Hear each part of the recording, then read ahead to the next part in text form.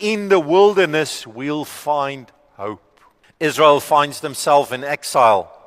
Not by accident, they got themselves there through disobedience. And often we find ourselves in a wilderness time because of what we did. We made the wrong financial decisions, the wrong relationship decisions, and then suddenly we end up in a place where we didn't want to be. But the grace of God meets us right there.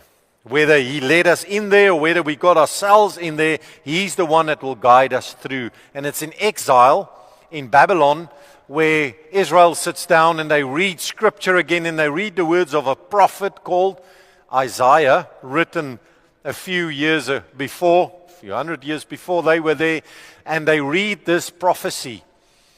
In the wilderness prepare the way of the Lord, make straight in the desert a highway for our God. Every valley shall be raised up, every mountain and hill made low. The rough ground shall become level, the rugged places a plain. It says in verse 5, and the glory of the Lord will be revealed, and all people will see it together, for the mouth of the Lord has spoken.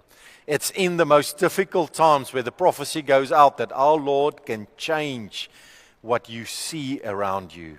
Mountains made low, valleys raised up. Our God makes a river in the desert. He can provide in ways that you do not even know yet.